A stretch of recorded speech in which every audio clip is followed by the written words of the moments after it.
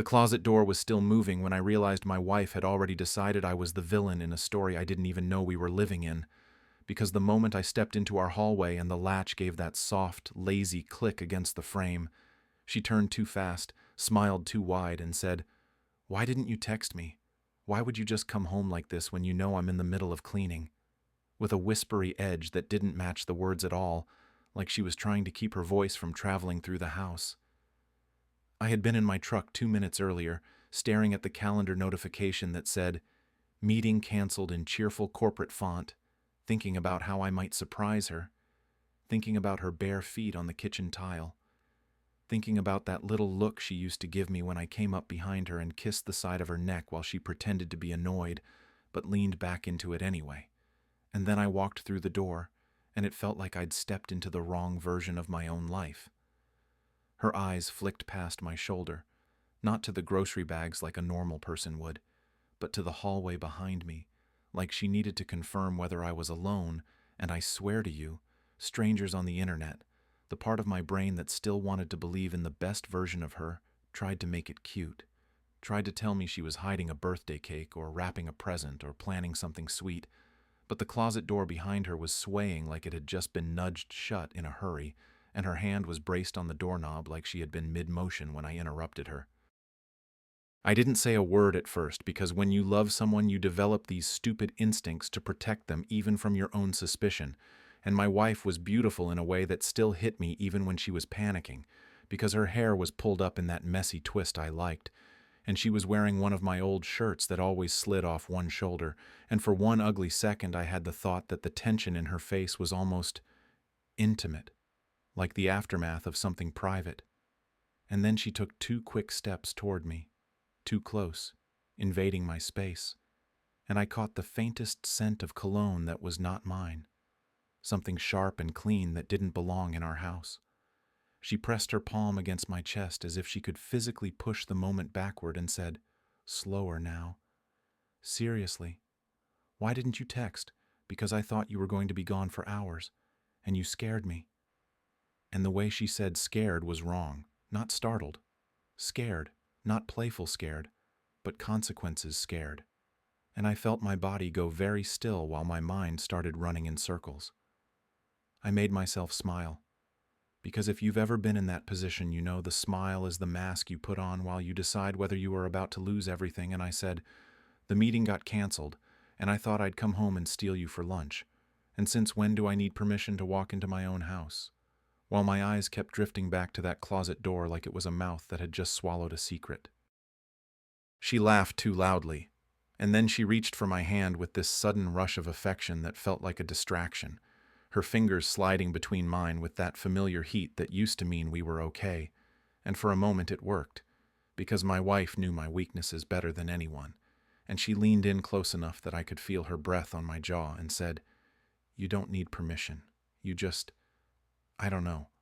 I like knowing when you're coming. It's not a crime." And her voice softened on purpose, like she was turning the volume down on the whole situation. I looked at her mouth while she spoke, because I still wanted her, and the fact that I wanted her in that moment made me hate myself a little because it meant she still had power, and the house felt suddenly too warm, too full of air that had been breathed by someone else.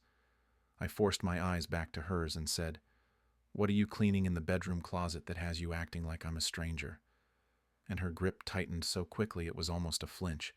and she answered with this rehearsed calm that made my stomach drop, saying, "It's not what you think, and you always do this thing where you get suspicious for no reason, and I'm not doing this right now." And I remember thinking, she didn't ask what I thought. She didn't say, "What do you mean?" She just jumped straight to "not what you think," like she already knew the accusation living in my head. She stepped in even closer and tried to kiss me. Not a peck, not the casual hello kiss, but something deliberate and lingering, the kind that used to pull me out of my own bad mood, and I felt my body respond automatically because I'm human, and because this is my wife, and because the memory of us being good was still stored in my skin. But I turned my face at the last second so her lips hit my cheek instead, and when she pulled back her eyes flashed with irritation so quick she couldn't hide it. She said, with that same whispery intensity, "You're being weird, And you're making this weird. And if you just go sit down, I'll make you something, okay? And then you can tell me all about your day." And I watched her angle her body between me and the hallway, like a goalie protecting the net. And that was when the last thread of denial snapped, because nobody blocks their own husband from walking down the hall unless there's something they cannot let him see. So I nodded like an idiot, and I let her guide me toward the living room with her hand still on my chest, and I let myself be steered like I was the problem that needed managing. And all the while I kept my breathing slow and my face neutral because something inside me had started to harden into a quiet, cold patience. She kept talking, pouring words into the space like she could drown the silence before it started asking questions, telling me about a neighbor's dog, about a sale at the store, about nothing, while her eyes kept darting toward the bedroom and back like she was listening for movement. I sat on the couch and pretended to scroll my phone, and she stood in the doorway, watching me too carefully, and I realized with a sick clarity that the unfairness wasn't just the possibility of betrayal. It was the way she thought she could control what I saw and what I knew, like my reality was something she could edit. When she finally turned and hurried toward the kitchen, I heard it again, that faint, almost imperceptible sound from the hallway. Not a voice, not footsteps, but the soft shift of something settling, like a person trying not to move while their muscles burn, and I kept my face pointed at my phone while my eyes lifted to the dark hallway and the bedroom door beyond it. I didn't get up, and I didn't call out, and I didn't do any of the loud, dramatic things people imagine they would do, because in that moment, I understood something that would shape everything that happened after, which was that whatever was hiding behind that closet door, whether it was a man, a secret, or a plan, my wife was already playing a game with rules I hadn't agreed to, and if I wanted to survive it with my dignity intact, I was going to have to learn how to play it better than she did. By the time she set a plate in front of me, the house had rearranged itself in my head, not physically, but emotionally, because every harmless object suddenly looked like a prop that could hide something underneath it. And I kept chewing like a man pretending lunch mattered, while my ears stayed tuned to the hallway, the way you listen for a storm when the sky still looks clear. She hovered too close, brushing my shoulder when she passed, letting her fingers linger on the back of my neck like she remembered exactly where my body softened. And it would have been comforting if it didn't feel calculated, because the warmth of her skin still did what it always did, dragging my attention down to the curve of her hip under my shirt and the loose hair escaping her clip. And at the same time, my mind kept replaying that closet door's slow swing, like it was a metronome counting down to something ugly. She sat across from me and watched my face while I ate, asking questions that sounded normal if you didn't know her. But I knew the rhythm of her curiosity, and this wasn't it, because she kept circling back to where I had been, who had canceled, what time I left, whether I'd talked to anyone, and the whole time she was smiling with her mouth while her eyes stayed sharp and restless. I gave her easy answers, the kind you can say without thinking, and then I started testing the edges of her story the way you press on a sore tooth to see if it still hurts. Because I asked, "Did you run into your sister today?" And she answered too quickly that she hadn't. And then I asked, "Did the neighbor's dog get out again?" And she said yes, but described the wrong dog, and I felt this cold, quiet confirmation settle into me. Not that she was cheating, not yet, but that she was lying the way people lie when the truth has consequences. She leaned forward, reaching across the table like she was going to wipe something off my lip, and her fingertips touched my mouth with a softness that made my stomach twist, because it was intimate in that casual way only long-term partners can be, and I could feel the memory of us in it, the nights she used to pull me close after a bad day and murmur that I was safe with her, and I wanted to believe that so badly that for half a second I almost let myself, until she said, in that lowered voice again, "I just wish you'd tell me things because surprises make me anxious." And the way she said anxious sounded practiced, like she'd been rehearsing which emotion to wear if I ever showed up at the wrong time. I put my fork down slowly, kept my face mild, and asked, "What exactly are you anxious about in your own house?" And she laughed as if I'd made a joke, but her hand tightened around her glass and she said, You know how I am, and you know how you can be, and I don't want to do this today. Which was a strange thing to say when I hadn't accused her of anything at all. I watched her throat move when she swallowed, watched the pulse there, watched the tiny tremor in her fingers that she tried to hide by smoothing her shirt over her thigh, and I thought about the cologne again, that sharp, clean scent that didn't belong to either of us, and I made myself stay seated because I realized standing up too soon would give her exactly what she wanted, which was a reaction she could use to paint me as the problem. After lunch, she tried to turn the temperature up in the room the way she always did when she sensed distance, because she came behind me while I rinsed my plate and pressed her body into my back, her arms sliding around my waist with that familiar, confident squeeze, and she kissed the side of my neck in a slow, deliberate way that used to pull a sound out of me before I could stop it. I didn't move away, not because I forgave her, but because I needed to understand how far she was willing to go to steer me, and the truth is, my body responded anyway, because attraction doesn't ask permission from your dignity, and my mind flashed with the image of her on our sheets, the way she used to look at me like I was the only man in the world, and the fact that she could still summon that version of herself on command made my chest ache in a way that felt like grief. She whispered, "You're so tense, and I hate when work does that to you, so let me take care of you for once." And it would have sounded sweet if her eyes hadn't flicked past my shoulder toward the hallway again, like she was listening for a signal. I turned in her arms, letting my hands settle on her hips, and for a moment we were close enough that I could feel her heartbeat, and I said quietly, "Tell me what's going on." And her smile faltered just a fraction before she recovered, because she lifted her hands to my face and said, "Nothing is going on, and you're making me feel like I'm on trial, and I can't breathe when you get like this." And there it was again, that little pivot where she made my questions into an attack. I nodded as if I accepted it, and I kissed her forehead like I was calming her down, while inside I was making a decision that felt heavy and final, because I understood I was not going to get the truth by asking for it. When she finally pulled away to start the laundry, she didn't go toward the bedroom like a normal person would. She went toward the hallway first and paused, listening, and then she moved with quick, careful steps, like she was checking on something that needed managing. I stayed in the kitchen, counting my breaths, letting the anger build without showing it. And when I heard the soft click of the bedroom door, and then the faint scrape of something shifting inside that closet, I felt that locked place in me turn a notch tighter, because I wasn't just suspicious anymore. I was alert, and I was done being the only person in the house living in reality. I picked up my phone, not to scroll, but to open my notes app and start writing down times, phrases, movements, the little inconsistencies that she didn't realize were stacking up against her. Because if she wanted to play a careful game where the truth stayed hidden behind doors, then I was going to become the kind of man who noticed everything, and I was going to do it quietly, with a smile on my face, until she stopped underestimating me.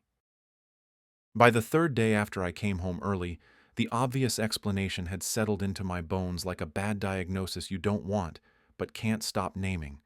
Because once the idea of infidelity takes hold, it starts rewriting your memories without asking permission. And suddenly, every late night, every distracted smile, every time she turned her phone face down on the table felt like it had always been pointing here. I went through my days on autopilot, answering emails, sitting in meetings, nodding at jokes, while my mind stayed locked on a parallel track where I replayed her movements in the kitchen, the way she positioned her body between me and the hallway, the scent on her skin that didn't belong to me, and I hated how predictable my thoughts were becoming even as I followed them, because there is nothing original about a man suspecting his wife is cheating, and yet it felt like the most personal betrayal imaginable. At night, when she fell asleep curled toward me like nothing was wrong, her leg draped over mine with that familiar weight that used to calm me, I lay awake listening to her breathing, and wondered how easily a person could lie while touching you like that. How intimacy could coexist with deception so seamlessly that you only noticed it when something slipped. I started checking things quietly, not because I wanted to catch her, but because not knowing felt worse than whatever I might find. So I looked at our phone bill and noticed calls that were deleted from her device but still showed up in the records, numbers she had saved under women's names that rang at odd hours. And when I searched them online, they led nowhere definitive, which somehow made it more unsettling. I logged into our shared accounts and found small cash withdrawals that didn't match groceries or gas, amounts small enough to hide in plain sight, and I told myself there were reasonable explanations even as I wrote them down in my notes app with dates and times like I was building a case against my own marriage. The unfairness of it all sat heavy in my chest, because I was the one doing the emotional labor of noticing, tracking, connecting dots, while she got to float through her days acting affectionate and wounded whenever I drifted too close to the truth. And there were moments when I caught myself fantasizing about the confrontation, about saying her name slowly, and watching her face change when she realized I knew. Those fantasies were sharp and almost satisfying, but they were also empty, because they ended with me alone in the house we had built together, and I wasn't ready to accept that ending even as I kept moving toward it. What confused me, and what kept me from blowing everything up too soon, was how little the pieces actually added up to a clean affair, because there was no clear pattern, no steady contact with one person, no obvious emotional distance that stayed consistent, just a scattered trail of inconsistencies that suggested something ongoing but undefined, something that required secrecy without the payoff of romance. I watched her more closely when we were together, noticed how she still laughed at my jokes, how her hand still found my thigh in the car without thinking, how there was genuine desire in her eyes some nights when she pulled me into bed and kissed me like she wanted to erase the space between us. And those moments messed with my head more than anything else because they didn't fit the narrative I was building. One night, after we made love in that slow, familiar way that felt almost tender enough to be honest, she lay with her head on my chest, tracing absent circles with her finger, and I asked, carefully, "Are you happy?" And the pause before she answered was barely a heartbeat long, but it rang in my ears like a warning bell. She said, "Of course I am. Why would you ask that?" And then she kissed my shoulder as if that settled it. But I stared at the ceiling, feeling like I had just crossed an invisible line, because the answer was right, but the hesitation was not. I realized then that my frustration wasn't coming from jealousy alone. It was coming from the sense that whatever was happening had been happening long enough to reshape us, to teach her how to lie smoothly and teach me how to doubt myself, and that imbalance felt deeply unfair. I didn't want to be the man who snooped through drawers or followed his wife in his car, but I also refused to be the man who sat quietly while his life was edited without his consent.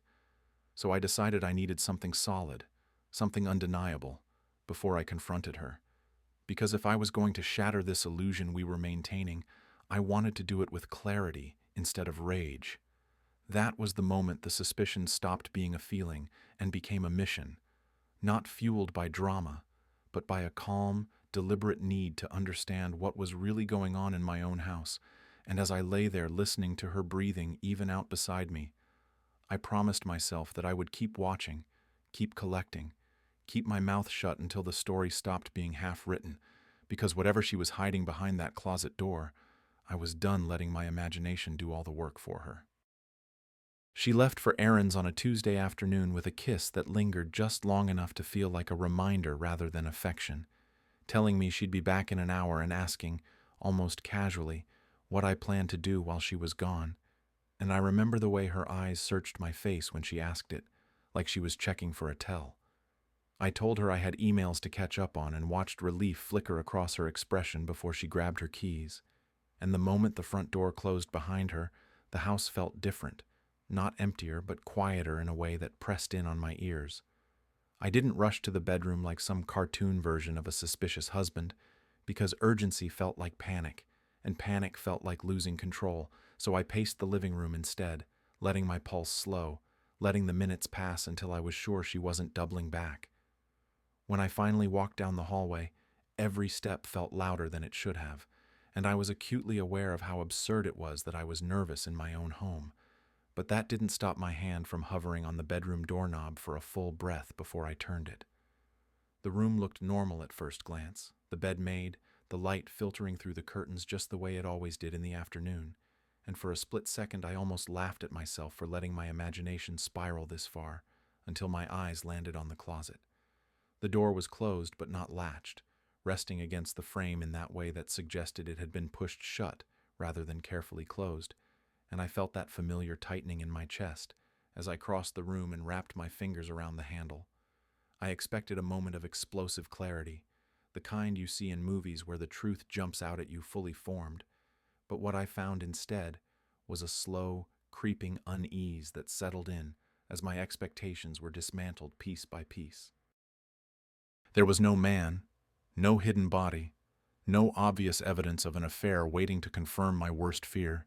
just rows of our clothes and, tucked into the far corner behind a stack of old coats, a set of things that made absolutely no sense together. There was a small fireproof lockbox I'd never seen before, scuffed like it had been handled often, a manila folder thick with papers that had been bent and rebent, and a cheap overnight bag stuffed so tightly it strained at the zipper, all arranged with the careful logic of someone who expected to need them quickly. I stood there staring at it, my mind scrambling to adjust, because this wasn't the secret I had been preparing myself for,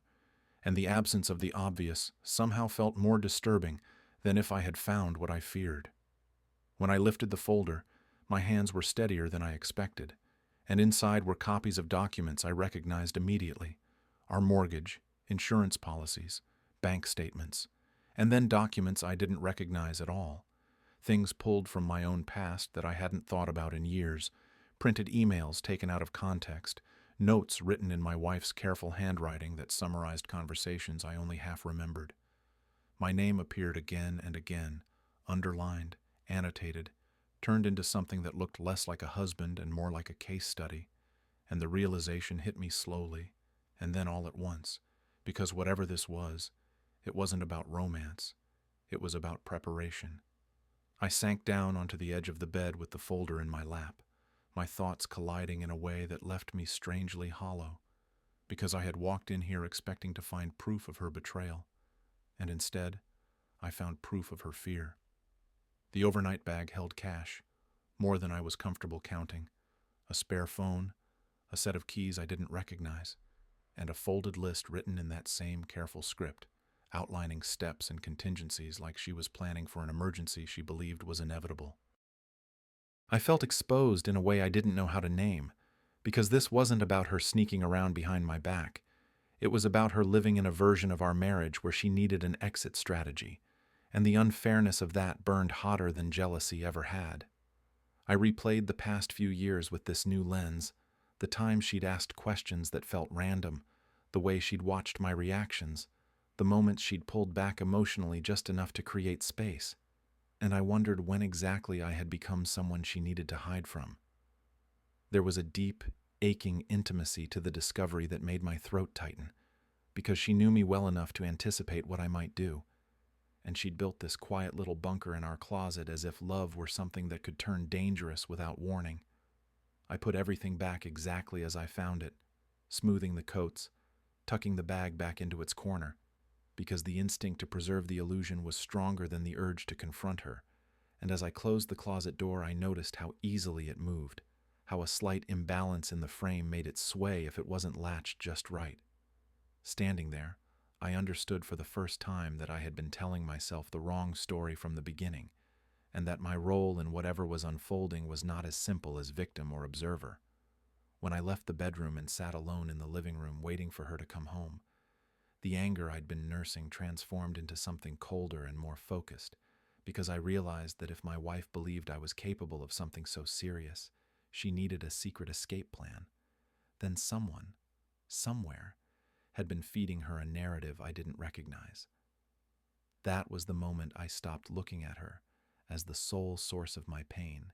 and started wondering who else had a hand in turning our house into a place where doors never quite stayed still.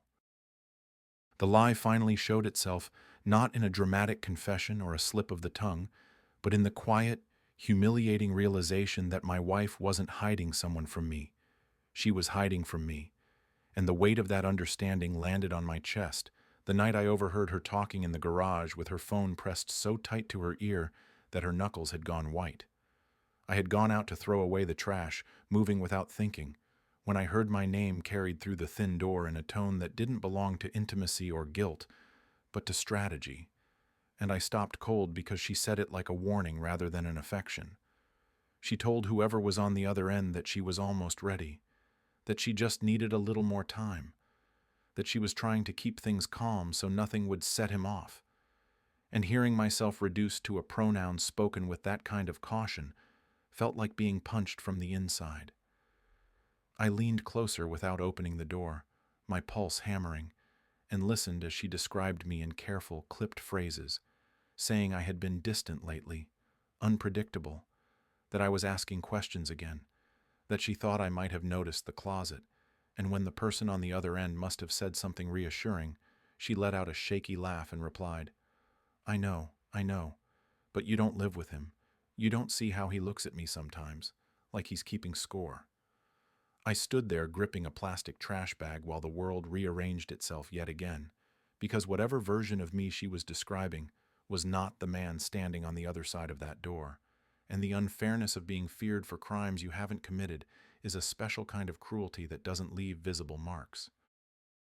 I didn't confront her when she came back inside, because something had shifted too fundamentally for a simple argument to fix, and instead I watched her move around the house with new eyes, noticing how every affectionate gesture doubled as a temperature check, how every question she asked was designed to gauge my mood rather than understand my thoughts. That night,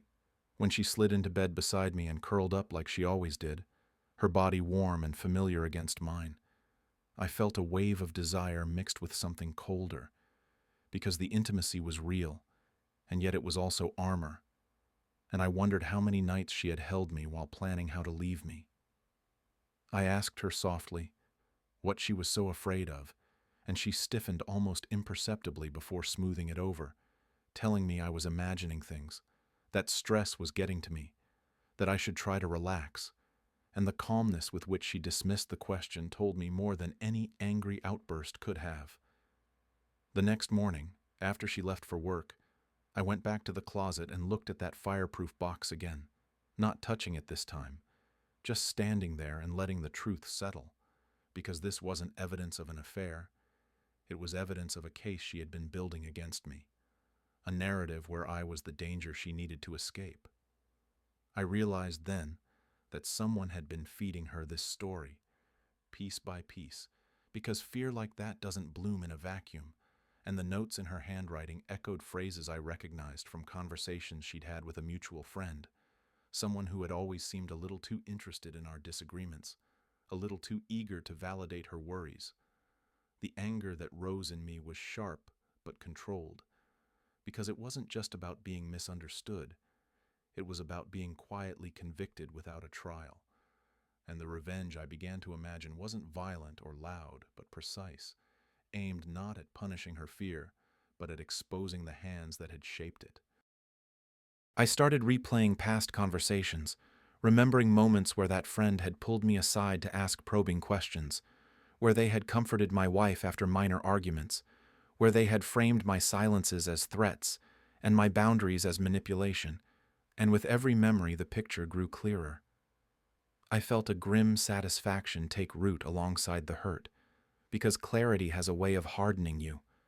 and I knew then that whatever happened next would not be an emotional outburst, but a reckoning carefully arranged. When my wife came home that evening and asked, with forced lightness, how my day had been, I smiled and told her it was productive, because it had been, just not in the way she imagined. Inside, something had clicked into place, and I understood that the real betrayal wasn't the moving closet door or the secrets it hid. It was the way someone had turned love into suspicion and suspicion into control. And I decided calmly and without drama that if my name was going to be used to scare her into running, then I was going to make sure the truth caught up with all of us first.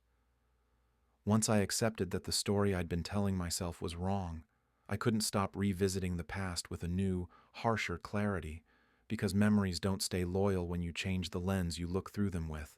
and suddenly things I had dismissed as minor misunderstandings started lining up into something heavier. I remembered the night, years earlier, when I came home late from work, and she'd asked too many questions about who I'd been with,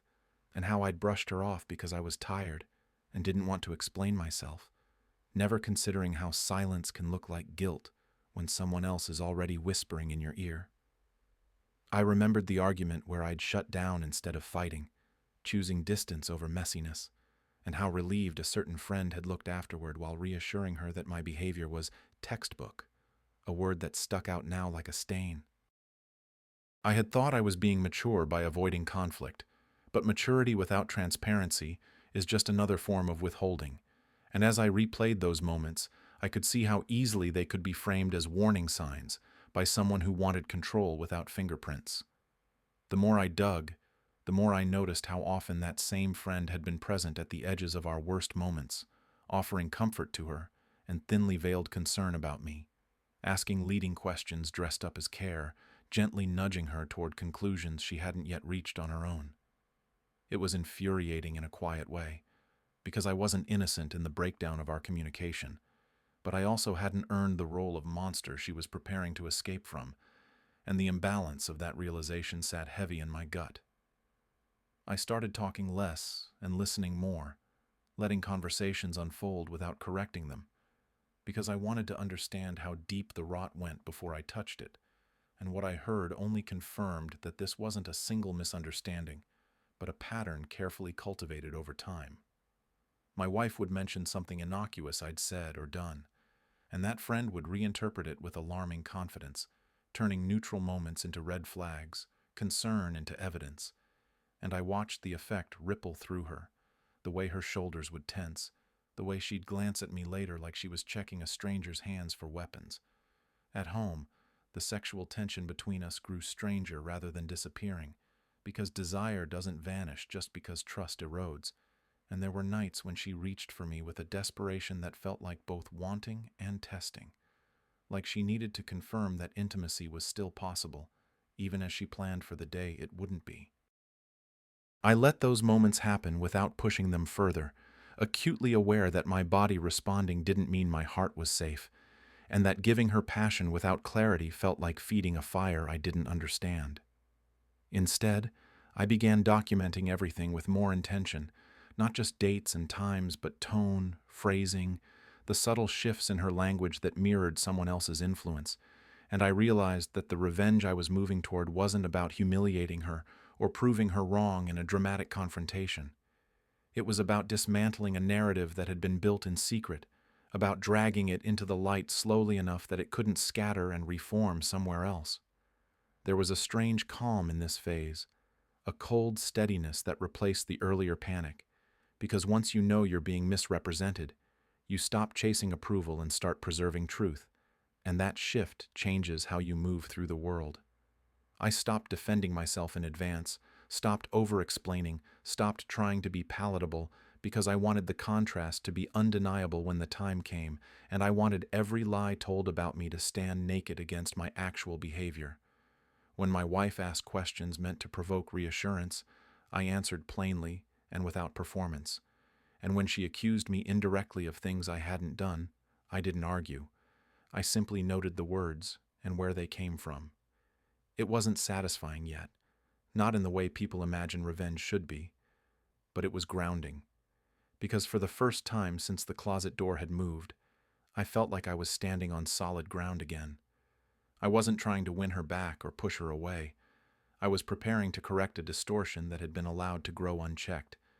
And as I lay awake at night listening to her breathe beside me, I understood that rewriting the past wasn't about changing what had happened. It was about reclaiming the meaning of it before someone else decided what my silence, my love, and my patience were supposed to represent. The confrontation didn't happen the way I'd imagined it during all those quiet hours of preparation, because there was no shouting and no slammed doors, just a heavy stillness that settled between us when I finally said her name and asked her to sit down with me at the kitchen table like adults who had run out of places to hide. She looked at me for a long moment before she moved, searching my face for something I wasn't giving her anymore, and when she sat, her hands were folded so neatly in front of her that it hurt to see how composed she could be, while our marriage sat on the edge of something irreversible. I told her I knew about the closet, not with accusation, but with a tired honesty that surprised both of us. And she didn't deny it or lash out. She just exhaled like someone who had been holding their breath for months and said, "I was wondering when you'd find it." And the resignation in her voice was worse than anger, because it meant she had already accepted this moment as inevitable. I asked her why she thought she needed an escape plan from me, and she didn't answer right away, instead tracing the grain of the table with her finger like she was grounding herself before stepping onto unstable ground. When she finally spoke, her words came carefully, each sentence built like a bridge she didn't fully trust, because she said she loved me but she didn't feel safe, that there were things about me she didn't understand, gaps in my past and silences in my present that made her feel like she was waiting for something bad to happen. I listened without interrupting while she explained how small moments had piled up into a larger fear, how my distance had felt like judgment, how my calm during arguments felt like calculation, and hearing myself described that way was surreal, like listening to someone read a character sketch that shared my name, but not my intentions. The unfairness surged up in me then, hot and sharp, but I kept my voice steady because I needed her to hear me rather than react to me. And I told her that being misunderstood is one thing, but being quietly convicted is another. That I had been living in a house where I was already guilty without knowing the charges. She flinched at that, and I could see the conflict tearing across her face because she wanted to defend her fear and also wanted to believe she hadn't been cruel, and she said she hadn't meant to make me the enemy. She had just been trying to protect herself. That was when I asked her who had helped her decide what she needed protection from, and the question landed harder than anything else I'd said, because her eyes dropped to the table and she didn't answer right away. The silence stretched until it felt like a third person sitting with us, and when she finally spoke, she admitted that she'd talked to our friend, that those conversations had started casually and then grown more serious as her doubts grew, that she'd been told certain behaviors were red flags, that patterns she couldn't name on her own had been named for her with alarming certainty. She said it like a confession and a defense all at once, explaining how comforting it had felt to have someone validate her unease, how she hadn't realized how much weight those words carried until she was already reorganizing her life around them. I felt something cold settle into place then, not rage but clarity, because this was the proof I'd been waiting for, the missing piece that turned a fractured marriage into a manipulated one. I told her how I'd overheard that call, how hearing myself described as a threat by the woman I loved had changed something fundamental in me, and for the first time she looked genuinely afraid of losing me rather than afraid of me, which was a shift I didn't take any pleasure in even as I noticed it. She reached for my hand and I let her, the contact electric with unresolved desire and hurt, and she said she never meant for it to go this far, that she'd convinced herself she was being careful rather than cruel, and I believed that she believed it. The conversation stretched late into the night, looping through old arguments and half-finished apologies, and by the end we weren't fixed or forgiven, just exhausted and stripped of illusion. When she asked me what I was going to do next, her voice barely above a whisper, I realized that the fight I'd prepared for wasn't against her at all, and I told her the truth,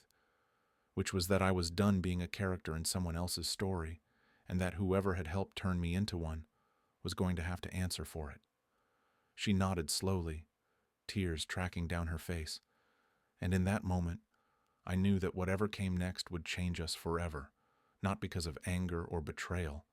but because once the truth is spoken out loud, there is no safe way to pretend it wasn't there all along. The real threat revealed itself not through some dramatic confession, but through a pattern that became impossible to ignore once my wife and I started comparing what we'd each been told,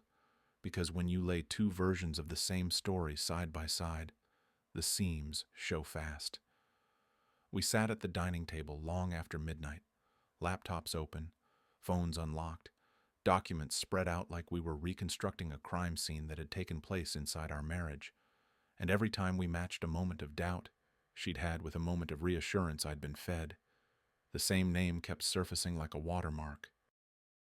It was someone we both trusted, someone who had positioned themselves as neutral, supportive, endlessly available, the kind of person who thrives on being indispensable, And once we started pulling at that thread, the whole fabric unraveled. My wife showed me messages where her fears had been gently amplified, where questions had been reframed as instincts, where ordinary marital tension had been elevated into warning signs that demanded preparation. And I showed her the conversations where that same person had subtly painted her as fragile, volatile, someone who needed careful handling because you never know how things can escalate. Seeing it laid out like that was nauseating, because it meant the distance between us hadn't grown organically. It had been engineered, fed steadily by someone who benefited from being the sole source of clarity in our confusion. The more we dug, the clearer the motive became, because this wasn't about protecting either of us. It was about control, about positioning themselves as the one person who truly understood what was going on, while quietly isolating us from each other. They had been there at every low point, asking just enough questions to steer the narrative, validating fear without ever offering resolution, and I felt a cold satisfaction creep in as the picture sharpened, because once you see manipulation for what it is, it loses its power to confuse you. My wife's hands shook as she scrolled through old messages, recognizing phrases she'd repeated back to me as if they were her own conclusions, and I watched the moment she realized how much of her certainty had been borrowed. There was grief in that realization, but there was also anger, and anger can be useful when it's pointed in the right direction. We didn't rush to confront anyone, because revenge doesn't require volume, it requires timing, and we both understood instinctively that the best way to dismantle someone like that was not with accusations, but with exposure. Instead, we started documenting everything together, saving screenshots, reconstructing timelines, noting how often that person had played both sides while claiming to stand in the middle, and with every piece of evidence the sense of unity between us grew stronger than it had been in years. There was an unexpected intimacy in that process,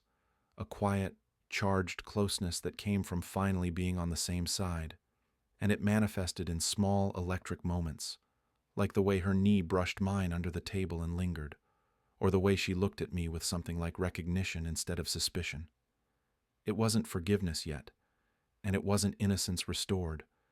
but it was solidarity, and that felt powerful in a way I hadn't anticipated. We talked late into the night about what we wanted to do next, about how far we were willing to go,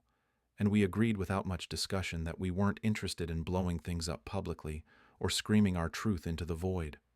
What we wanted was for the person who had orchestrated this to be confronted with their own reflection, to be forced to see the consequences of their interference without being able to spin their way out of it. The plan formed quietly, built on patience and consistency, and as we finalized the details, I felt a calm settle over me that I hadn't felt since before the closet door moved, because for the first time the enemy wasn't an abstraction or a fear. It was a real person with a very fragile facade. When we finally went to bed that night, exhaustion wrapped around us like a blanket,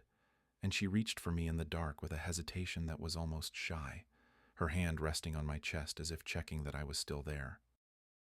I pulled her close without rushing, letting the warmth and familiarity remind us both of what had been at stake all along. And in that quiet, charged space between sleep and wakefulness, I understood that the revenge I was about to carry out wasn't about punishment. It was about reclaiming authorship of my own life. Whoever had been hiding behind our fear had mistaken my patience for weakness, and as I stared into the dark with my wife's breath warm against my neck, I felt a steady confidence take hold, because I knew exactly where to aim, and I knew that when the truth finally landed, it would do so with devastating precision. By the time we decided to move, the anger had cooled into something cleaner and more deliberate, because there is a difference between wanting justice and wanting noise, and I was done giving anyone the satisfaction of watching me unravel. We didn't confront the manipulator right away, not with accusations or ultimatums, because people like that survive on reaction,